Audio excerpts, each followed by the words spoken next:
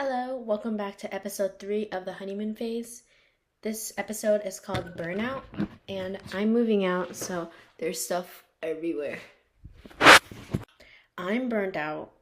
I'm so tired. I just finished my 10-week internship, and I moved 5 hours away from home, and it was 40 hours a week. I have to wake up at 7 a.m., get ready, go to work on my projects, come home, maybe go to the gym, maybe take a walk, feed myself so I don't starve, and then do it all over again 5 days a week.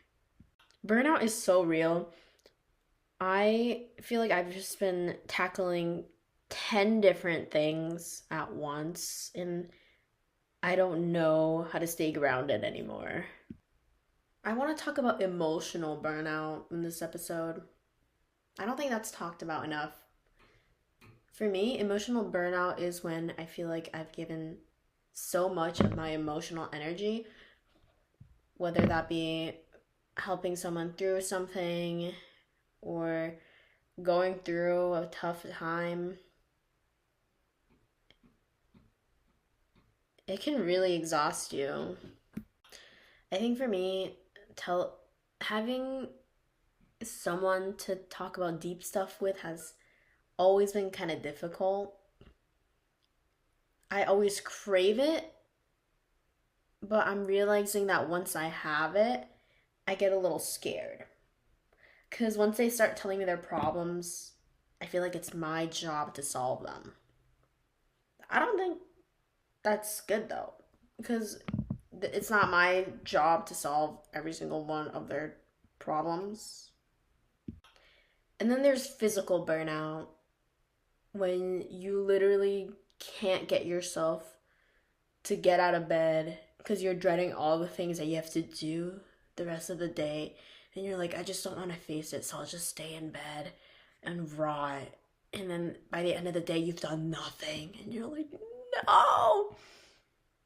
What am I doing? I feel like there's only so much that our little brains can handle before we start to explode, before it starts affecting our character. Like, I feel like when I'm burnt out, I'm just not me anymore. I'm just stressed all the time. I don't want to hang out.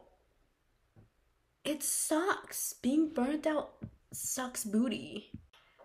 I wish I had a solution to how to go about burnout, but I really don't. Like, at this point, I think I just have to leave. Like, sometimes I'm just like, maybe I should just take a step back and just give up all of the responsibilities that I have.